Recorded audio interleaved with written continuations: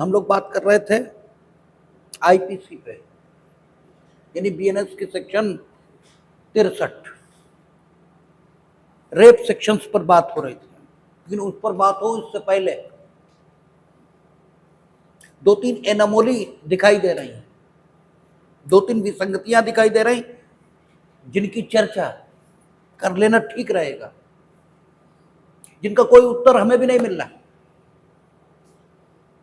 पहली विसंगति आप एविडेंस एक्ट में देखेंगे तो सेक्शन कौन सा है? 138, जो ये कह रहा है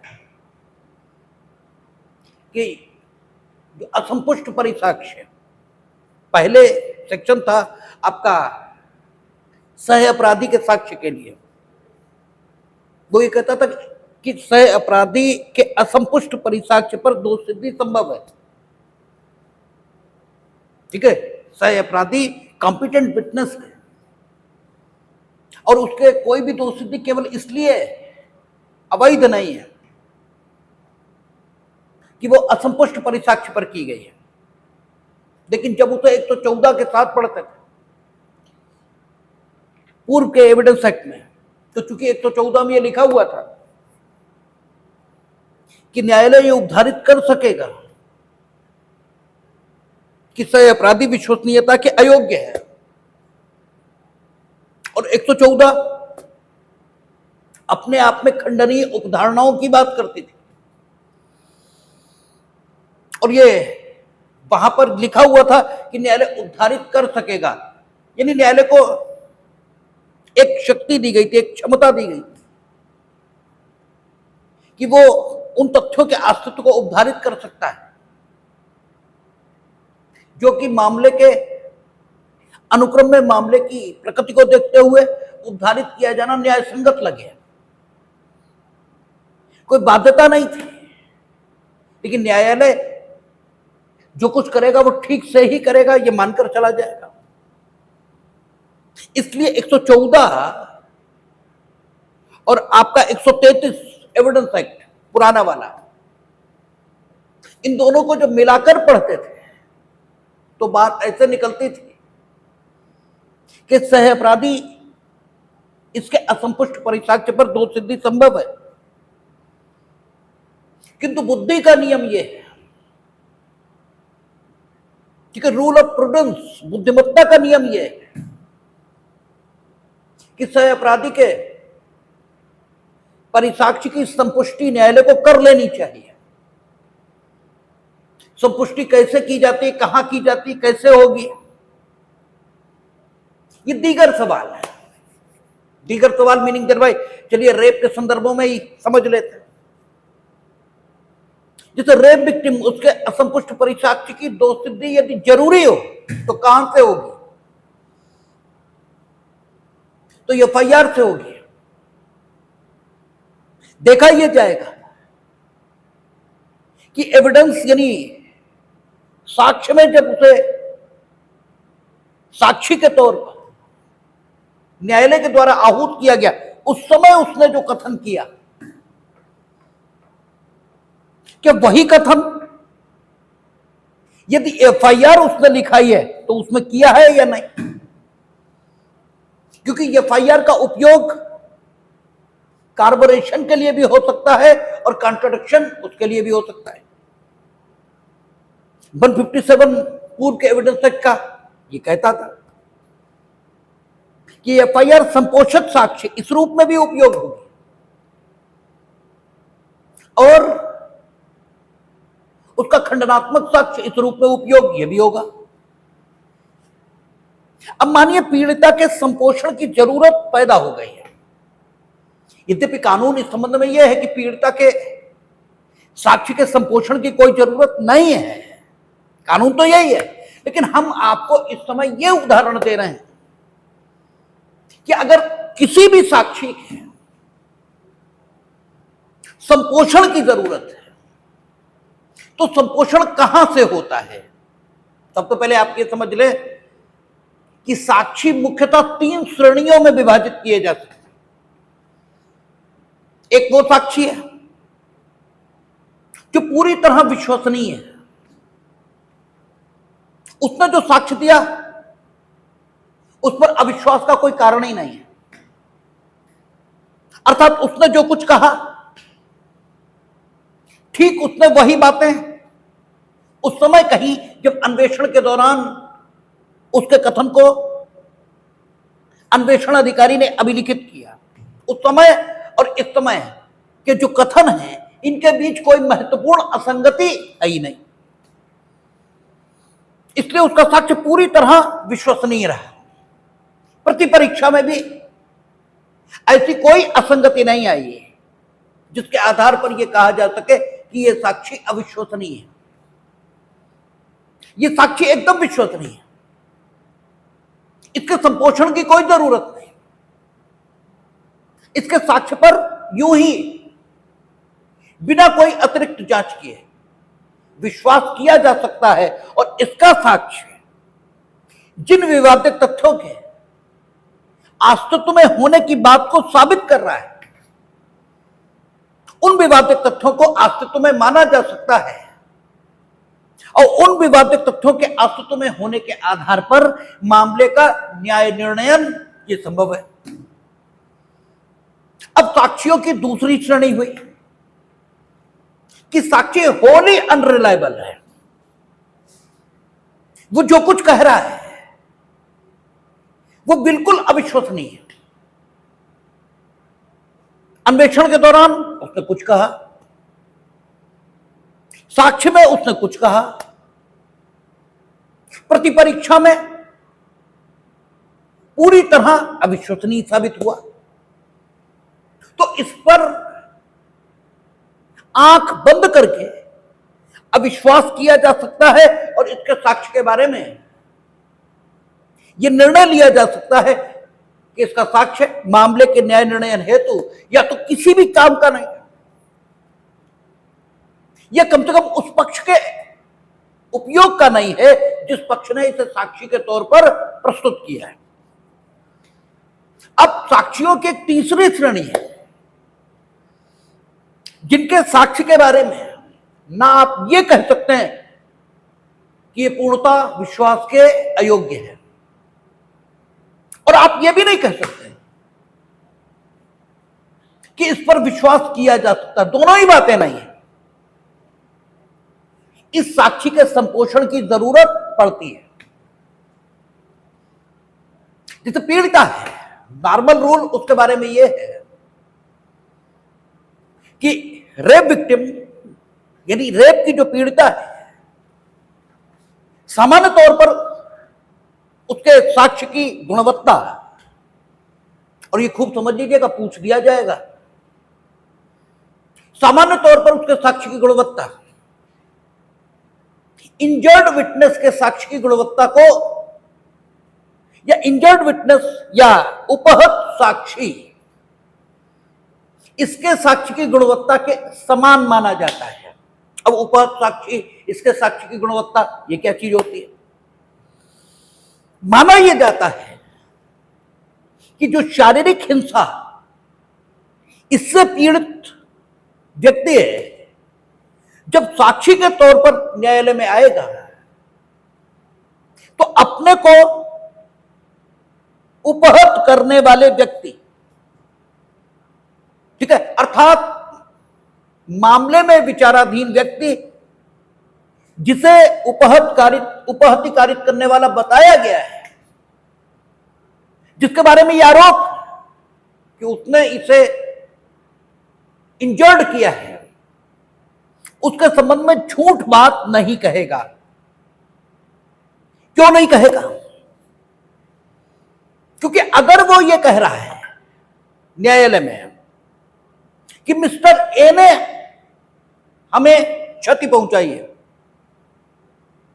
और इनफैक्ट मिस्टर ए ने उसे क्षति नहीं पहुंचाई, मिस्टर बी इन्होंने क्षति पहुंचाई है, तो ए ने मुझे क्षति पहुंचाई है ये कहते ही बी को वो दंड के दायित्व से मुक्त कर रहा है, क्योंकि फिर बी को सजा नहीं हो सकती। अब वो बी को इस कीमत पर कि जिसने उसे एक्चुअल क्षति पहुंचाई है उसे बचाकर फंसाना चाह रहा है, तो इसकी कोई वजह होनी चाहिए, क्योंकि नॉर्मल ह्यूमन ट्रेंड के खिलाफ है। ठीक है, कि कोई एक निर्दोष व्यक्ति को फंसाने के लिए दोषी को छोड़ देगा। यह तभी संभव है कि जो एक्चुअल दोषी है उससे निकटता हो और जो निर्दोष है उससे विरोध हो। यह तभी संभव है। यह तो ठीक है कि दोषी के साथ निर्दोष को फंसा दो, ये तो संभव है, लेकिन निर्दोषी के स्थान पर निर्दोष को फंसा दो, यह असंभव है। ठीक है, यह असंभव नहीं तो नियर अबाउट टू इम्पॉसिबल है। जब तक इसकी कोई ठोस वजह ना हो तब तक ऐसा नहीं होगा। इसलिए न्यायालय यह मानकर चलता है कि जो उपहत साक्षी है, जो इंजर्ड विटनेस है, उसके साक्ष्य की क्रेडिबिलिटी ऐसी होती है, उसके साक्ष्य की गुणवत्ता ऐसी होती है कि उसके आधार पर निर्णय किए जा सकते हैं। अब स्वयं उपहत साक्षी ये 3 श्रेणियों में हो सकता है। वो जो कुछ कह रहा है वो टोटल विश्वास के योग्य है, वो जो कुछ कह रहा है वो टोटल विश्वास के योग्य नहीं है, वो जो कुछ कह रहा है वो सच भी हो सकता है और वो झूठ भी हो सकता है। 3 श्रेणियां इसकी भी हो सकती है। नॉर्मली उसकी बात को सच माना जाएगा। यही स्थिति रेप विक्टिम की है कि ये नहीं मानेंगे प्रारंभिक तौर पर कि वो झूठ बोल रही है। अगर उसका साक्ष्य विश्वास के योग्य पाया गया तो बाकी कोई साक्ष्य ना हो, अकेले उसी के साक्ष्य पर सजा हो जाएगी। ठीक है, उसका साक्ष्य उपहत साक्षी की गुणवत्ता का माना जाता है, लेकिन अकेले उसी का साक्ष्य और कोई साक्ष्य है नहीं। और उसके साक्ष्य की भी गुणवत्ता की जांच जब हम कर रहे हैं तो हम ये पा रहे हैं कि इसका साक्ष्य एकदम ऐसा नहीं है कि उस पर विश्वास किया जाए और एकदम ऐसा भी नहीं है कि उसे रिजेक्ट किया जाए। अगर अन्य जगह से उसे संपोषण मिल जाए तो इसके साक्ष्य पर विश्वास किया भी जा सकता है, और नहीं मिलता तो विश्वास करना ठीक नहीं होगा। ऐसी स्थिति तो फिर रेप विक्टिम या उपहत साक्षी या ऐसा कोई साक्षी जिसके साक्ष्य के संपोषण की जरूरत है, उसे संपोषण मिलता कहां से है, प्रश्न ये उठता है। तो 161 के अंतर्गत अन्वेषण के दौरान या जो वर्तमान में 180 बीएनएस है उसके अंतर्गत अन्वेषण के दौरान जो कथन अभिलिखित अन्वेषण अधिकारी ने किया उनका उपयोग तो आप जानते हैं। ठीक है, केवल जब वो व्यक्ति अभियोजन साक्षी के तौर पर न्यायालय में आए हैं और कोई कथन करे तो उसके उन कथनों के खंडन के लिए उनका उपयोग होगा। संपोषण के लिए तो उनका उपयोग हो ही नहीं सकता। ठीक है ना, उनका उपयोग तो इसके अलावा कोई संभव नहीं। या न्यायालय की अनुमति से वो पक्ष जिसने उसे बुलाया है वो पक्ष भी अन्वेषण के दौरान अभिलिखित किए गए कथनों के आधार पर इस व्यक्ति के वर्तमान कथनों का खंडन कर सकता है, लेकिन सिर्फ खंडन, संपोषण नहीं। इसका मतलब संपोषण के लिए यह साक्ष्य तो उपयोग हो ही नहीं सकता। ठीक है ना, 161 या 180 बीएनएस के अंतर्गत जो कथन अभिलिखित हुए उससे संपोषण नहीं हो सकता, लेकिन एफआईआर इससे हो सकता है,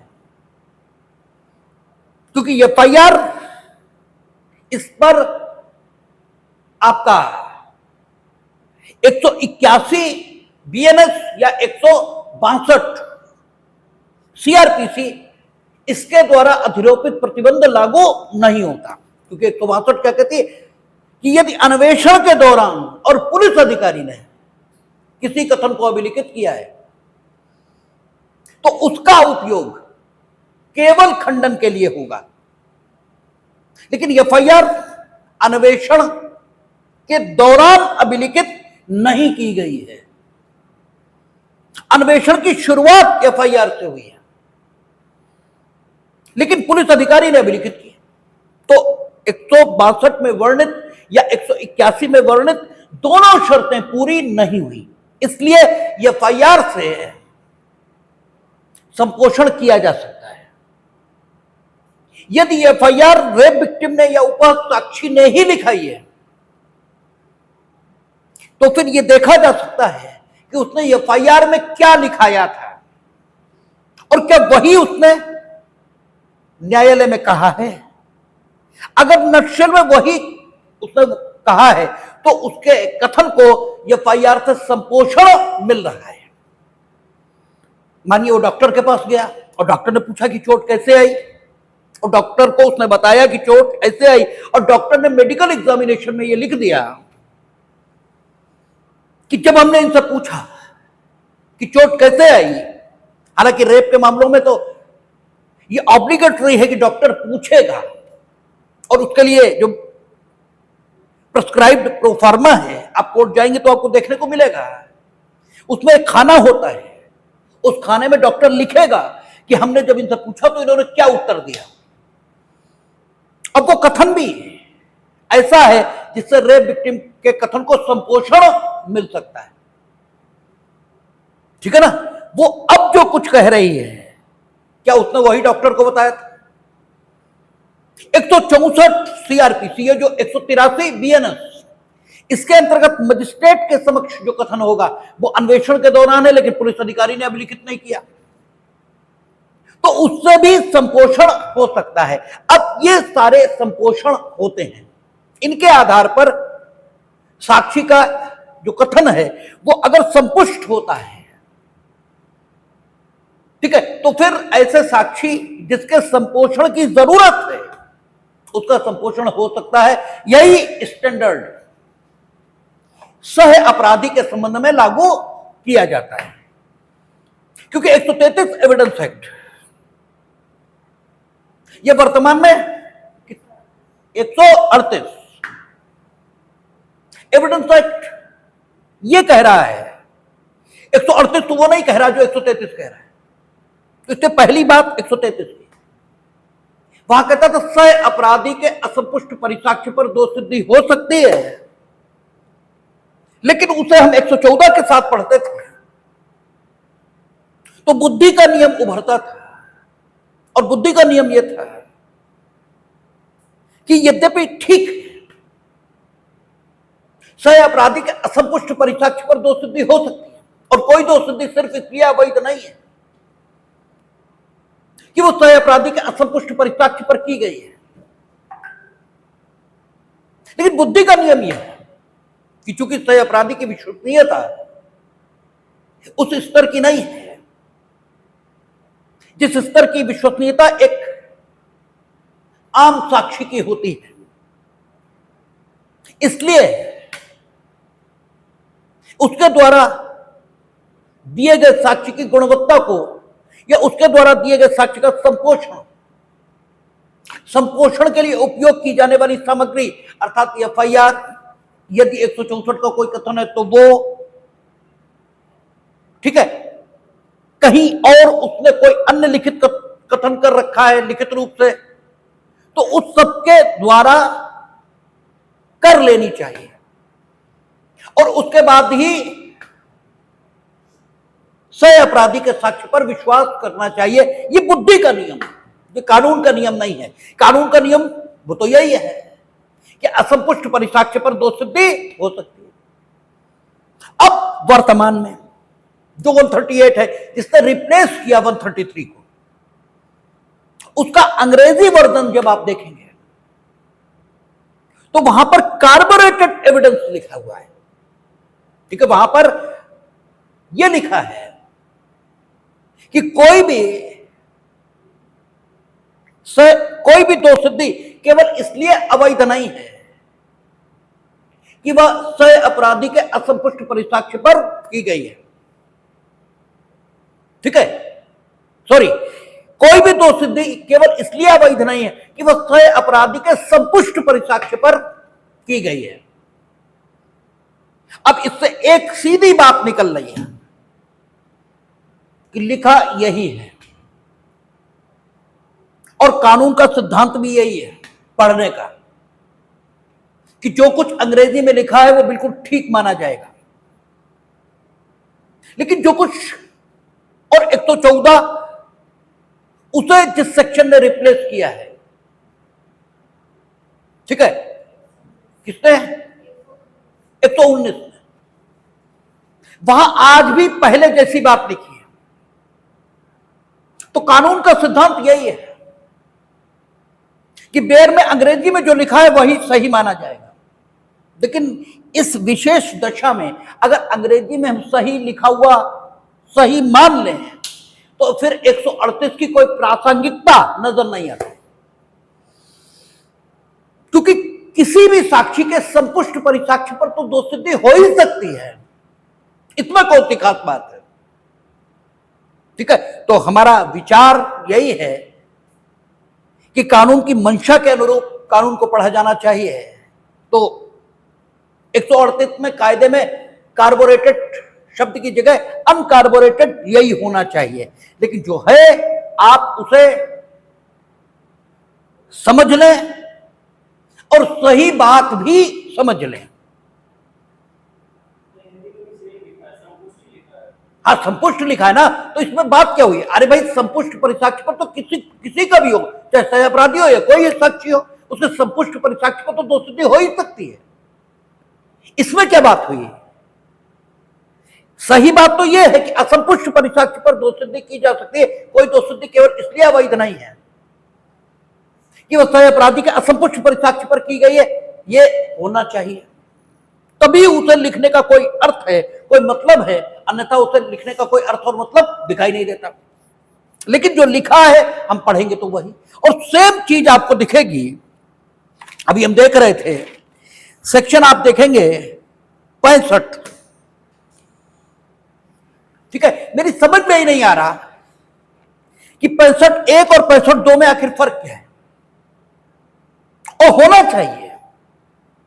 ठीक है, आप देखें, अंग्रेजी वर्जन ही पढ़ें, कहता है whoever commits rape on a woman under 16 years of age,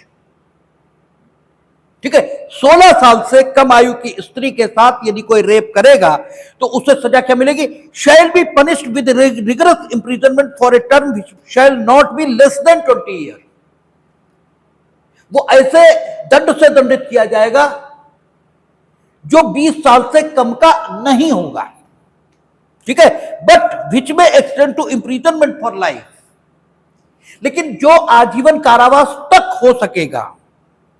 which shall mean imprisonment for the remainder of the person natural life, जो कि व्यक्ति के शेष प्राकृत जीवन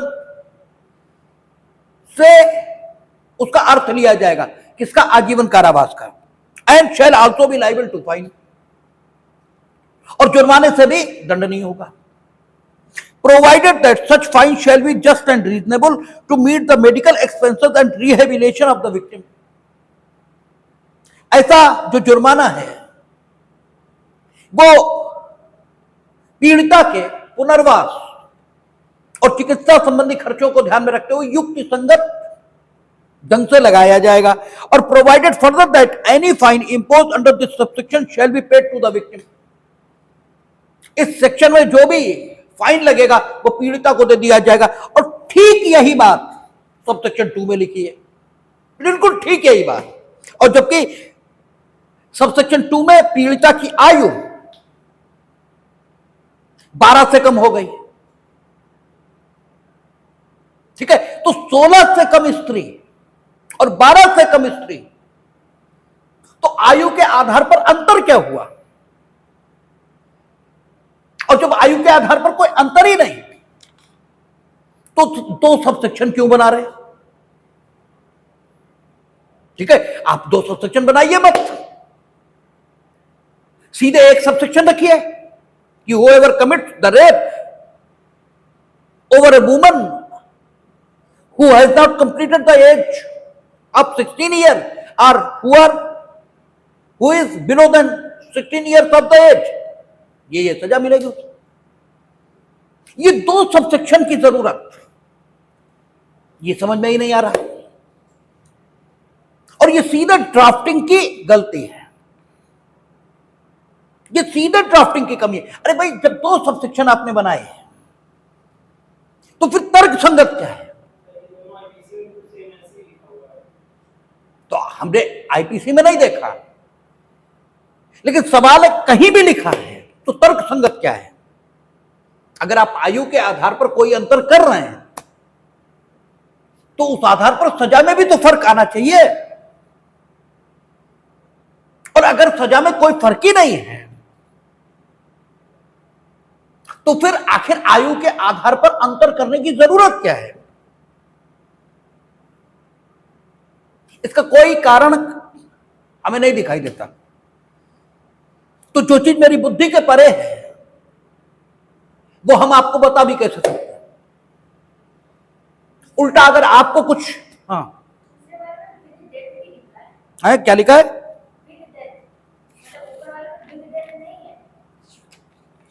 विद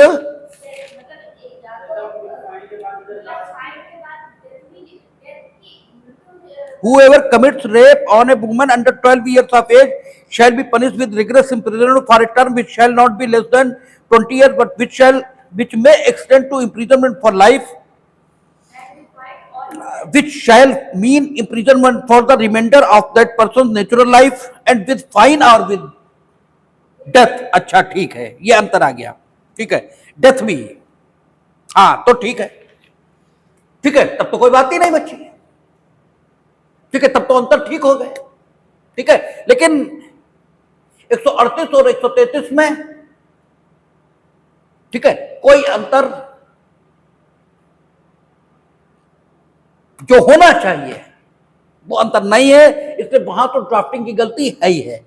हमें यहां भी लग रहा था कि है, लेकिन चलो यहां मिल गया कि भाई ऊपर वाले में डेथ प्रोवाइड नहीं है, मृत्युदंड प्रोवाइड नहीं है सजा के तौर पर, जबकि 12 ईयर्स ऑफ द एज के मामले में मृत्युदंड भी प्रोवाइड है। तो ये अंतर होना भी चाहिए और है भी, तब तो बात ठीक हो गई, तब 64 में कोई गलती नहीं बची। तो हम लोग बात कर रहे थे कल बलात्संग पे। अब एक चीज खूब समझ लें, आप लोगों से अक्सर यह सवाल किया जाता है कि एक स्त्री जो भ्रष्ट चरित्र की है, जो अच्छे चरित्र की नहीं है, जो प्रोस्टिट्यूट है, वैश्या है, क्या उसके साथ रेप संभव है? तो कानून इस विषय पर कुछ भी अलग नहीं कहता। कानून सीधे कह रहा है जो कोई पुरुष किसी भी महिला के पहले कोई एडजेक्टिव नहीं लगा है, महिला के पहले कोई विशेषण नहीं है, और चूंकि कोई विशेषण नहीं है इसलिए कानूनी तौर पर इस बात में कोई बाधा नहीं है कि वैश्या के साथ भी रेप संभव है। दूसरा, अक्सर करके यह बात उठती है कि अगर किसी के साथ किसी का कोई संबंध रहा है और 100 अवसरों पर रेप नहीं था, लेकिन 101वें अवसर पर रेप है, क्योंकि it is a offence against the consent, ये सम्मति के विरुद्ध है, और इससे केवल पति इसे बाहर रखा है। तो एक बड़ी सीधी बात है, इससे कोई फर्क नहीं पड़ता कि किसी के साथ कितने बार संबंध रहे। एक सिंगल टाइम 1000 बार संबंध रहने के बाद भी 1001वें बार में भी रेप संभव है। इसलिए इन बातों के आधार पर आप प्रश्न में कोई कभी गलती न करें, आपको सीधे बेयर देखना चाहिए, और बेयर में अगर कोई क्वालिफिकेशन नहीं है तो अपराध के गठित होने के लिए आप अपनी ओर से किसी क्वालिफिकेशन का, ठीक है, सोच अपने में विकसित न करें। तो कल हम लोगों ने बात कर ली थी 63 पर, और बाकी दंड के सेक्शन 64 सामान्य तौर पर रेप को दंडनीय बना रहा है, 64(1), जबकि रेप में कोई ऐसी बात नहीं है जो उसे एग्रावेटेड फॉर्म का रेप ये बना रही हो। इन्हें एक सामान्य रेप घटित हुआ है। जैसे हम लोग देखते हैं कि घोर उपहति, घोर उपहति घटित होने के जो प्रकार हैं उनके आधार पर सजा बढ़ती चली जाती है। जब लोग घोर उपहति पर पहुंचेंगे तब देखेंगे, पिछली आईपीसी के सेक्शंस के हिसाब से अगर बात करें तो घोर उपहति सामान्य तौर पर कारित हुई है तो कुछ नहीं, 325, उसमें आपको 7 साल का दंड ये मिलना। आपने घोर उपहति कारित की है, और कारित करने का तरीका क्या है? असन के, बेधन के, काटने के उपकरणों के माध्यम से आपने घोर उपहति कारित की। जीव जंतु इसका प्रयोग करके आपने घोर उपहति कारित की। घोर उपहति इन ग्रीवियस हर्ट, ठीक है, वो कारित की है। आपने अम्लीय पदार्थ, क्षारीय पदार्थ, ठीक है, एल्केलाइन, एसिड, इनके प्रयोग से घोर उपहति कारित किया। ये कोई ऐसा पदार्थ व्यक्ति को दिया जिसका उसकी श्वास में जाना या उसके द्वारा निगला जाना, ये उसके लिए खतरनाक हो सकता है। ये कोई ऐसा काम आपने उसके साथ किया जिससे मृत्यु संभाव्य थी। और जो घोर उपहति, जब हम लोग वहां पहुंचेंगे ग्रीवियस हर्ट पर तो देखेंगे, ग्रीवियस हर्ट की ही एक प्रजाति है। हर्ट ही ग्रीवियस हर्ट में बनेगी, या हर्ट ही ग्रीवियस हर्ट में तब्दील होगी, और ग्रीवियस हर्ट स्वयं 8 प्रकार की हो जाएगी। और उसमें से एक प्रकार यह भी होगा कि यदि आपके द्वारा पहुंचाई गई हर्ट ऐसी है जिससे मृत्यु संभाव्य है, ठीक है, जिससे मृत्यु हो सकती थी, यद्यपि उस प्रकार की हर्ट कारित करने के प्रयोजन से आपने वो हर्ट कारित नहीं की, आप तो सिर्फ हर्ट कारित करना चाहते। दोनों बातों में फर्क है। आप ऐसी हर्ट कारित करना चाहते थे जिससे मृत्यु हो जाए। अब वो हर्ट अगर हुई और व्यक्ति मर गया तो आपने हत्या की है। आपने ऐसी हर्ट कारित की और वो व्यक्ति बच गया तो आपने हत्या का प्रयत्न विद इंजरी ये किया है, और अब आपको सजा आजीवन कारावास तक मिल सकती है। और आपने ऐसी हर्ट कारित की लेकिन कारित नहीं हुई,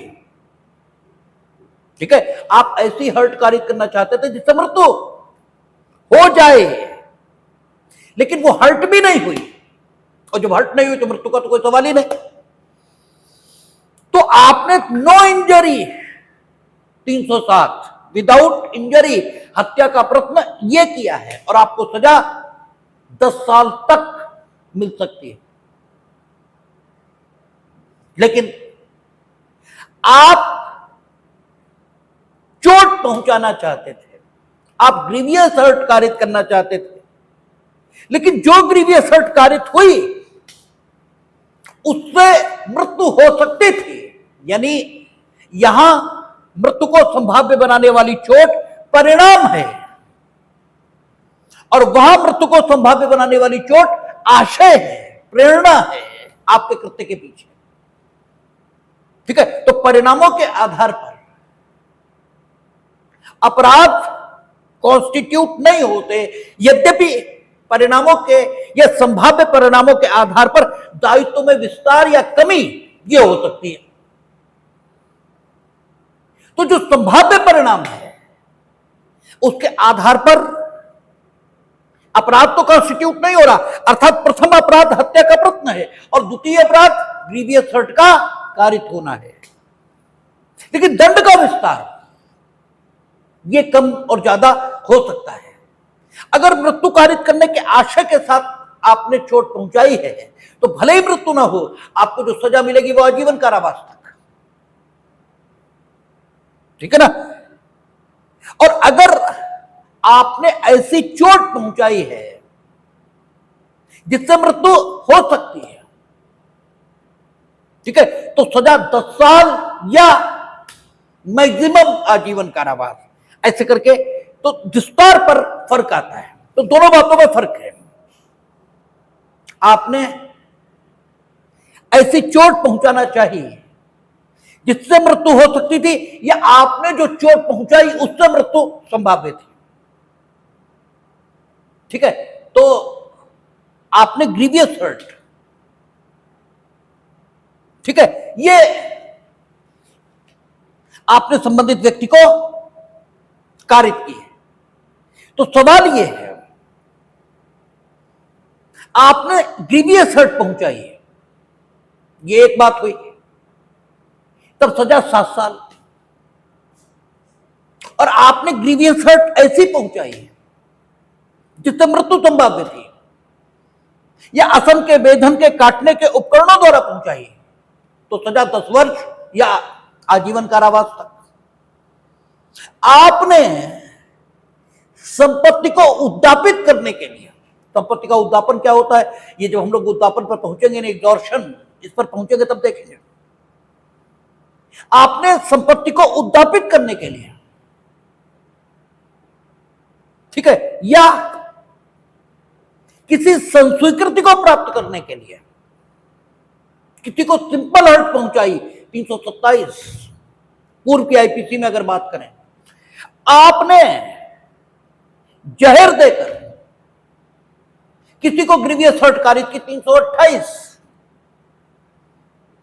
ठीक है, दायित्व तो घटता और बढ़ता जाएगा। क्यों? क्योंकि पहुंच सब में ग्रीवियस हर्ट ही रही है, लेकिन ग्रीवियस हर्ट पहुंचाने के तरीके अलग हो रहे हैं। आपने एसिड अटैक किया है, 326A, 326B, तो आपको अलग ढंग की सजा। और आपने संपत्ति उद्यापित करने के लिए, यह संस्वीकृति प्राप्त करने के लिए किसी को घोर उपाधि यह कारित की, तो 331 इस ढंग से बदलता जाता था मामला। और सिंपल ग्रीवियस हर्ट आपने पहुंचाई है, अन्य कोई बात नहीं, तो फिर मसला 325 में था, इसके अलावा कुछ नहीं। ऐसे ही आपने रेप किया और उसमें अन्य कोई एग्रावेटेड सिचुएशन है ही नहीं, दैट इज सिंपल रेप, तो आप 64(1) इसमें दंडित होंगे। और इसमें क्या है, कहता है कि जो कोई उपधारा 2 में उपबंधित मामलों के सिवाय, यानी इसके बाद वाली जो सबसेक्शन है उसमें जो मामले उपबंधित किए गए हैं उनमें आपका मामला नहीं आता। लेकिन रेप आपने किया है, जो कोई उपधारा 2 में उपबंधित मामलों के सिवाय बलात्संग करेगा वह दोनों में से किसी भांति के कठोर कारावास से, जिसकी अवधि 10 वर्ष से कम की नहीं होगी किंतु जो आजीवन कारावास तक की हो सकेगी, दंडित किया जाएगा और जुर्माने से भी दंडित होगा। यानी कोई एग्रावेटेड सिचुएशन आपके द्वारा कारित रेप में नहीं है, that is simple rape, that is simple offence against the consent. तो जो नॉर्मल रूल होगा वो 10 साल कठोर कारावास, और कोई किसी विशेष मामले में किसी कारण से अगर आजीवन कारावास तक दिया जाना उचित लगे तो आजीवन कारावास। अब आपने न सिर्फ रेप किया बल्कि उसमें कुछ अतिरिक्त विशेषता भी है, उस ढंग की जो 64 सबसेक्शन 2 में लिखी गई है।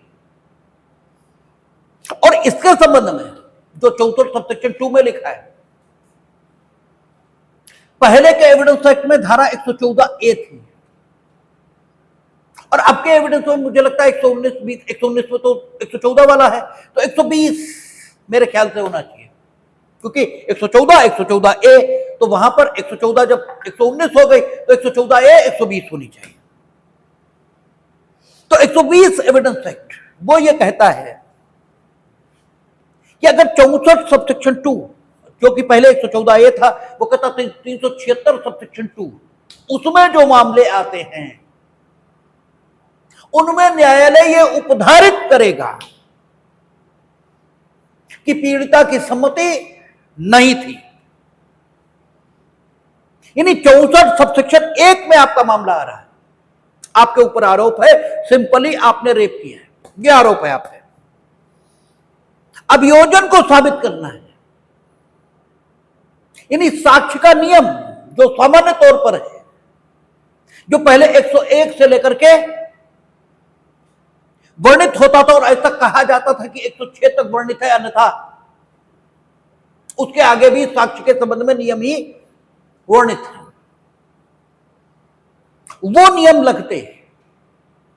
और सबूत का भार किस पर होता? उस पर जो चाहता है न्यायालय से कि न्यायालय उसकी बात पर विश्वास करे और वो जो कुछ बताता है उन तथ्यों के अस्तित्व में होने की बात को सही माने। और किसी भी तथ्यों के या किसी भी स्थिति के अस्तित्व में होने का कथन न्यायालय के समक्ष करता कौन है? अभियोजन। अभियोजन ही तो कहता है कि इन्होंने चोरी की, यानी चोरी के तथ्य इनके द्वारा अमुक समय और स्थान पर अस्तित्व में लाए गए। ये दावा किसका है? ये अभियोजन का है। इसलिए अभियोजन को साबित करना होगा कि उन्होंने चोरी की है। यानी 64 सबसेक्शन 1 या 376 सबसेक्शन 1, वहां जो भार है सबूत का वो किस पर है? अभियोजन पर।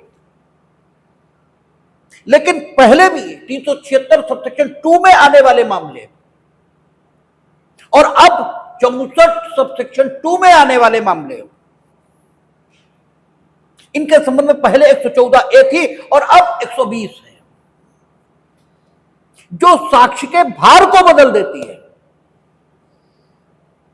और आप 120 पढ़ेंगे तो वहां यह लिखा है कि वे मामले जो 64 सबसेक्शन 2 में आएंगे, और पहले क्या लिखा था? वे मामले जो 376 सबसेक्शन 2 में आएंगे, उनके घटित होने पर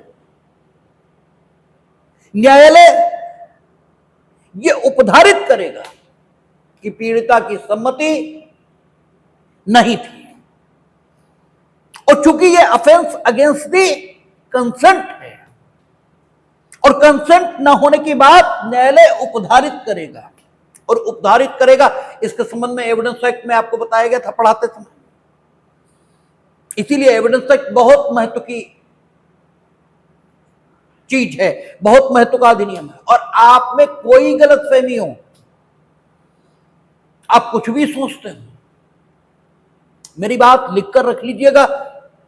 एपीओ के कमिंग एग्जाम में सिलेक्शन का आधार एविडेंस एक्ट होगा, ठीक है? वो नहीं आता, भूल जाइए, कुछ नहीं होगा। और एविडेंस एक्ट में आप एक लाइन नहीं लिख पाएंगे, सवाल ये नहीं आएगा कि साहब फलानी धारा में क्या लिखा है, यही पूछा जाएगा। संपोषक साक्ष्य किसे कहते हैं और किस साक्षी के संपोषण की जरूरत है, ठीक है? पूछा ये जाएगा, ठीक है? चिकित्सीय साक्षी, संपोषक साक्षी, यानी ऐसा साक्षी जिसके संपोषण की जरूरत है, उसके साक्ष्य के संपोषण के लिए हमेशा डॉक्टर की ओपिनियन ली जाएगी। डॉक्टर की ओपिनियन के आधार पर कुछ डिसाइड नहीं होगा। मानिए अभियोजन का कहना यह है कि 3 गोलियां मारी गई। अभियोजन के साक्षी कहते हैं 3 गोली चलाई गई और 3 घाव मिल रहे हैं। ठीक है, डॉक्टर साहब ने लिखा कि एंट्री वुंड है, यानी गोली घुसने का घाव है, और एग्जिट वुंड यानी गोली निकलने का कोई घाव शरीर पर डॉक्टर ने नहीं लिखा। लेकिन पोस्टमार्टम में गोली निकली, यह भी डॉक्टर साहब ने उल्लेखित नहीं किया। तो गोली गई कहां? जब एंट्री वुंड है, एग्जिट वुंड नहीं है, इसका मतलब गोली शरीर में है। ठीक है, अभियोजन के साक्षी कहते हैं 3 गोली चलाई गई और एंट्री वुंड है, एग्जिट वुंड है नहीं। डॉक्टर साहब कहते हैं कि एग्जिट वुंड नहीं थे बॉडी के पीएम के समय। डॉक्टर साहब से पूछा जाता गोली मिली थी आपको? डॉक्टर साहब कहते हैं कि हम जो देख रहे हैं सामने रिकॉर्ड पे, उसके मुताबिक गोली नहीं मिली थी, क्योंकि अगर मिली होती तो हमने उल्लेखित किया होता। तो सवाल यह है कि गोली गई कहां? अब सवाल यह है कि नॉर्मल जो दिमाग कहता है वो ये कहता है या तो एंट्री वुंड थे ही नहीं 3, ये आपने लिख दिया, क्योंकि जो था वही लिखा, इसकी क्या गारंटी? और जो था वही लिखा, इसी का तो परीक्षण चल रहा है न्यायालय में। न्यायालय में परीक्षण किस बात का चल रहा है? आपका क्रॉस एग्जामिनेशन से क्या तय हो रहा है? वही कि जो था वो लिखा या अपने मन से लिखा। तो हमारा यह कहना है बचाव पक्ष के अधिवक्ता के तौर पर कि आपने अपने मन से लिखा 3 चोटें। क्यों? क्योंकि अभियोजन साक्षियों ने आपको बता दिया कि 3 गोलियां मारी थी, इसलिए आपने 3 फायर आर्म वुंड ये तो लिख दिए। लेकिन अभियोजन साक्षी आपको ये नहीं बता पाए कि एग्जिट वुंड थे या नहीं, और पोस्टमार्टम आपने किया नहीं। आपने फर्जी अस्पताल में बैठकर ये रिपोर्ट तैयार की है, पोस्टमार्टम नहीं किया, आपने बॉडी देखी नहीं है, इसलिए आपको मालूम ही नहीं है। ठीक है, ये हमारा कहना है। लेकिन मुकदमा कतई नहीं छूटेगा, नहीं छूटेगा। कारण यह है कि डॉक्टर साहब की ओपिनियन कार्बोरेटिव वैल्यू की है, उससे कार्बोरेशन होगा, उससे डिसाइड नहीं होगा। डिसाइड तो आई विटनेसेस के साक्ष्य पर होगा। आई विटनेसेस कहते हैं 3 गोलियां मारी गई और डॉक्टर साहब भी कहते हैं 3 वुंड्स पाए गए। वो कहते हैं फायर आर्म वुंड, ये भी कहते हैं फायर आर्म वुंड। ठीक है, गोली लिखी नहीं लिखी डॉक्टर साहब की गलती है। इसके आधार पर हमारे साक्षी अविश्वसनीय नहीं हो गए। ठीक है, हां साक्षी गड़बड़ हो गए, उनका साक्ष्य भी पूर्णतः विश्वसनीय नहीं है, और डॉक्टर साहब तो उनकी बात कार्बोरेट भी नहीं हो रही। अब ठीक है, साक्षी अविश्वसनीय होने लगा है, तो आपका जो सिलेक्शन होगा एपीओ में वो एविडेंस पर बेस करेगा। मेंस में आप एविडेंस एक्ट अगर लिख पाए ठीक से तो बेस उसी पर होगा सिलेक्शन। इसलिए एविडेंस को ठीक से समझना जरूरी है। अगर आपने एविडेंस को ठीक से नहीं समझा तो बात नहीं बनेगी। तो एविडेंस एक्ट जब हम लोग बात कर रहे थे उस पर, तो आपको बताया गया था पूर्व के एविडेंस एक्ट में धारा 4 थी। ठीक है, उद्धारित करेगा, उद्धारित कर सकेगा, निश्चायक साक्ष्य। इन शब्दों के क्या अर्थ होते हैं जब ये किसी अधिनियम में प्रयोग कर लिए जाते हैं? तो वहां उन्होंने कहा, अब तो शायद धारा 3(2) में ठीक है ये बताया गया कि उद्धारित करेगा, उद्धारित कर सकेगा। इन सब के अर्थ क्या है? तो वहां उन्होंने कहा था कि जिन शब्दों के बारे में यह कहा गया है अधिनियम के अंतर्गत, किसी भी अधिनियम में, कि न्यायालय अमुक शब्दों के अस्तित्व को उद्धारित करेगा, जहां पर विधायी निर्देश यह है कि आप अमुक शब्दों के अस्तित्व को उद्धारित करेंगे, वहां न्यायालय उन तथ्यों के अस्तित्व को साबित मानेगा। कब तक? जब तक कि वे नासाबित न कर दिए जाएं। और नासाबित करने का काम कौन करेगा? जिसे उन तथ्यों के साबित माने जाने से नुकसान होगा, वो उसकी जिम्मेदारी होगी कि वो नासाबित करे उन तथ्यों को। क्योंकि पूर्व के एविडेंस एक्ट में धारा 102 थी और वो कहती थी कि साबित करने का भार कभी नहीं बदलता, लेकिन सबूत का भार लगातार बदलता है। और सबूत का भार लगातार बदलता है नहीं, सबूत का भार उल्टा भी हो सकता है, विस वर्सा भी हो सकता है। मतलब यह भी हो सकता है कि सबूत का भार कभी नहीं बदलता, साबित करने का भार लगातार बदलता है। साबित करने का भार नहीं बदलता, सबूत का भार लगातार बदलता है। ये तो हम कह ही रहे कि ऐसा तो है ही है, लेकिन विस वर्सा भी हो तो भी कोई बात नहीं, आप वैसे समझ लेंगे।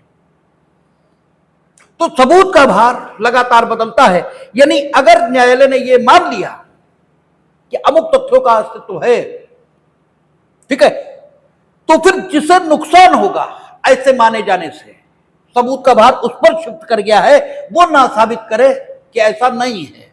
यानी विरोधी पक्ष, यानी जिसे नुकसान है उन तथ्यों के माने जाने से, वही उन तथ्यों के अस्तित्व को ना साबित करे। तो 114A और वर्तमान में 120 एविडेंस एक्ट, वो कहती 64 सबसेक्शन 2 और वहां कहती थी 376 सबसेक्शन 2। इसके अंतर्गत जो मामले हैं, इनमें पीड़िता की सम्मति नहीं थी, इसकी उपधारणा करेगा न्यायालय। इसका मतलब यह न्यायालय शुरुआत से यह साबित मानकर चलेगा, अगर आपके द्वारा कारित रेप 64 सबसेक्शन 2 के अंतर्गत आ रहा होगा, अर्थात यदि आपके ऊपर आरोप की विरचना 64 सबसेक्शन 2 के अंतर्गत हो गई, ठीक है, ये 64 सबसेक्शन 2 की ABCDEFGH ये जो खंड हैं, इनमें से किसी भी खंड के अंतर्गत आरोप की विरचना आप पर हुई है, तो आप पर आरोप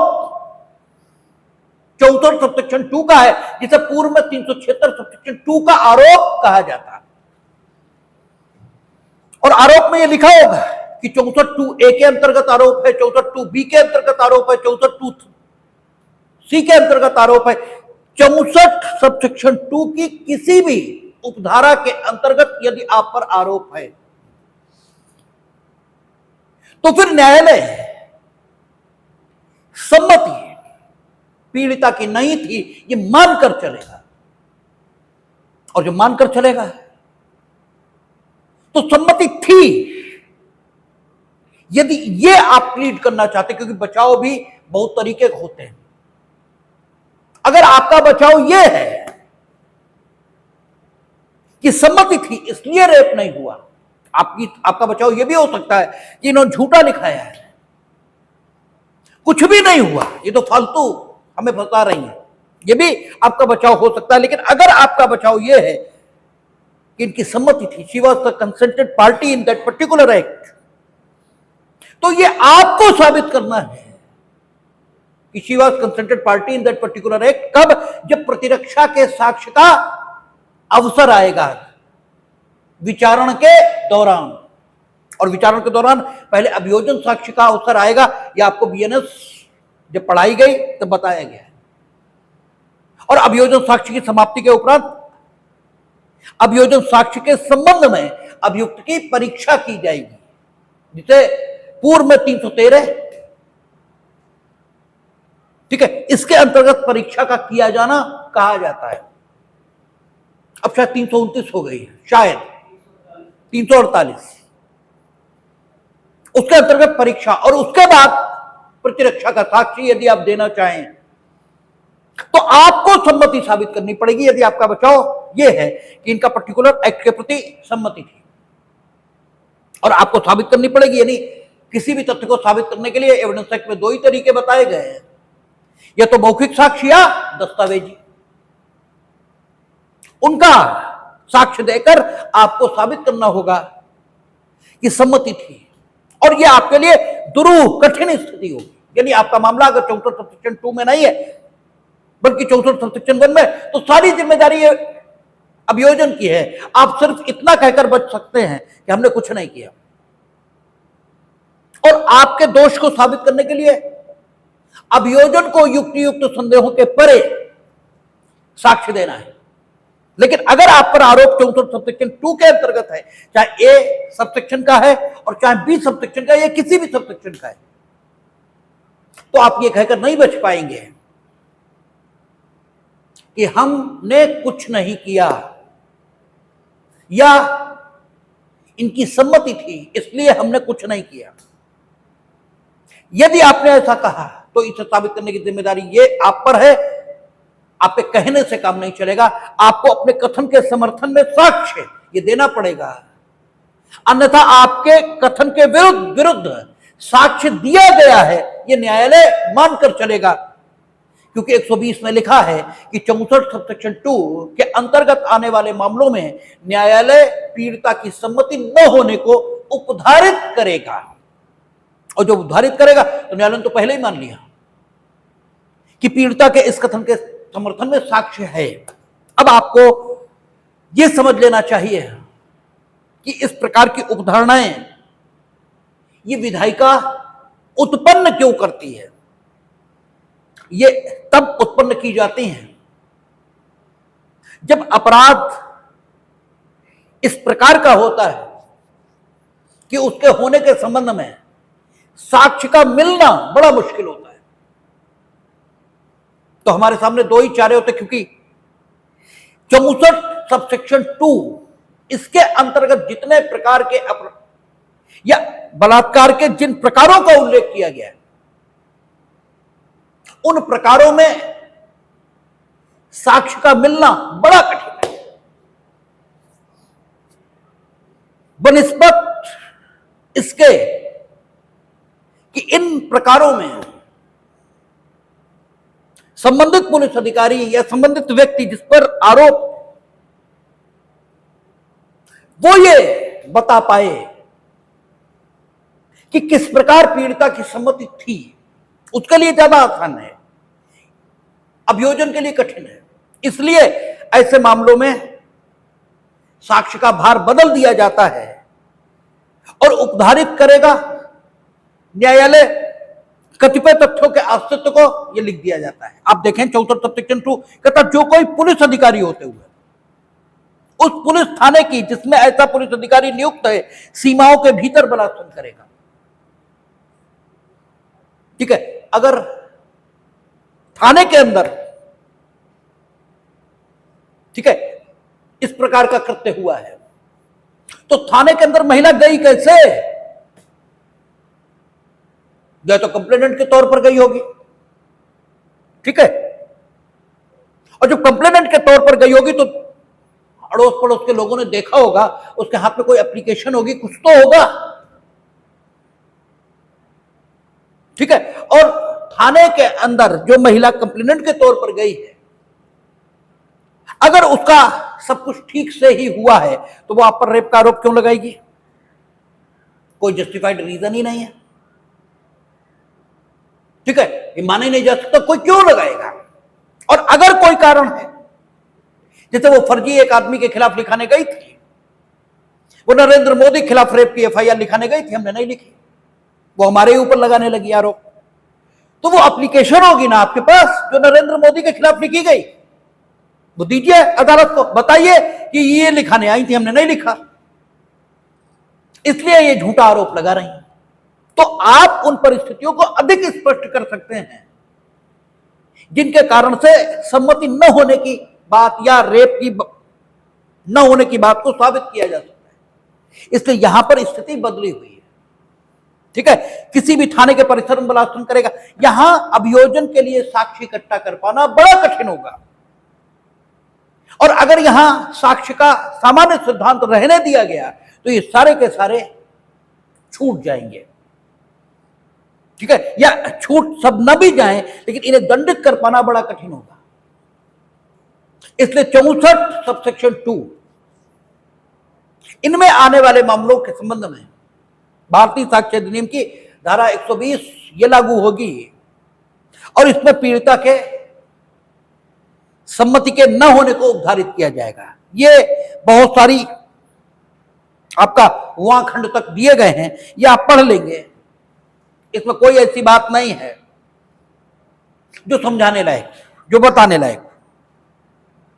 ठीक है, सशस्त्र बल का सदस्य होते हुए जो रेप करेगा उस पर भी 64 सेक्शन 2 के अंतर्गत ही आरोप लगेगा। तो सशस्त्र बलों का क्या मतलब है, तो वो भी उन्होंने काखंड में बताया है।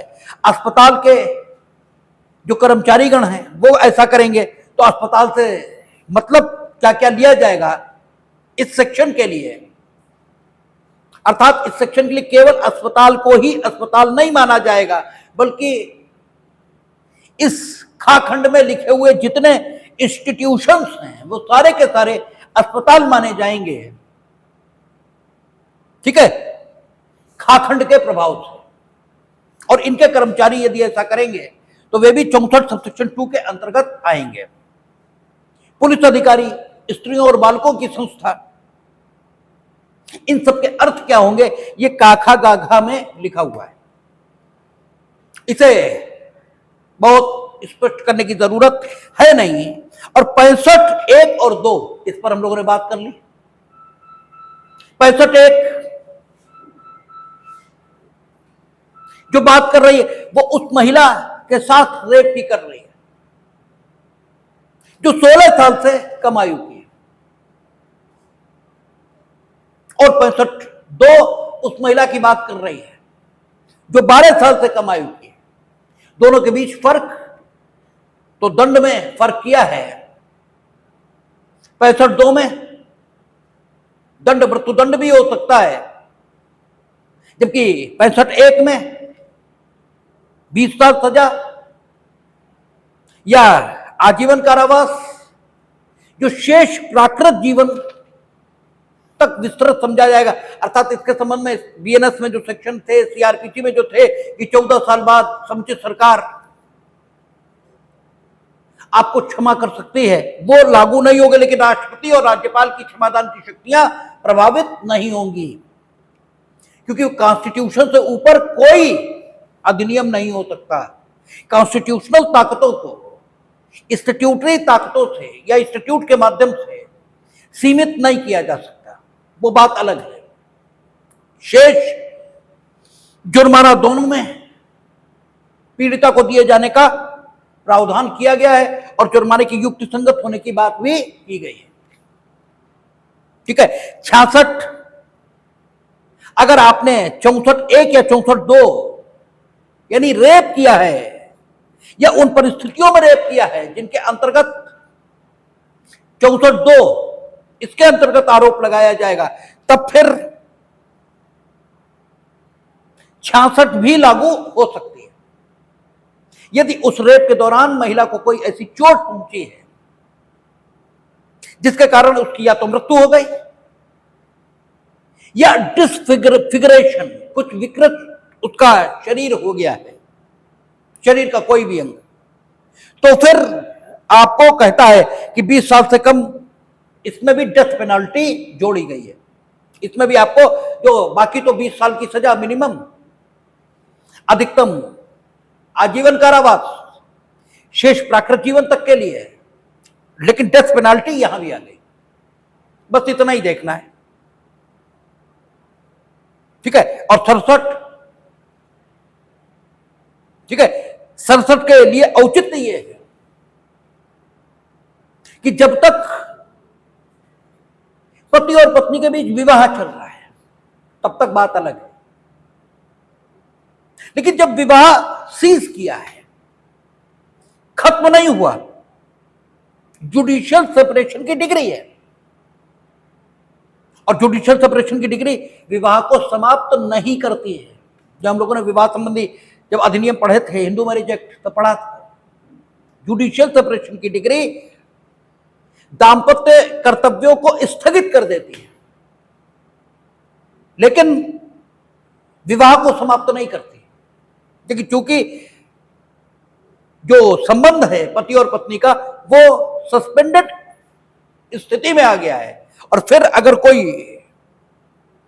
ठीक है, इस प्रकार का काम करेगा जो अगेंस्ट दी कंसेंट होगा, अगेंस्ट दी कंसेंट, क्योंकि सारे अपराध कैसे हैं, against the consent, with consent तो कोई बात ही नहीं है, अगेंस्ट दी कंसेंट, तो सजा पूरी तो नहीं लेकिन 2 साल मिलेगी, ठीक है, और बाकी सारा कुछ वैसे ही है, ठीक है। तो आप शेष देख लेंगे, 68 उसमें भी कोई बात नहीं है, 69 में भी कोई बात नहीं है, 70 थोड़ा बताने लायक, तो इसकी चर्चा हम लोग अगली क्लास में करेंगे। देखें।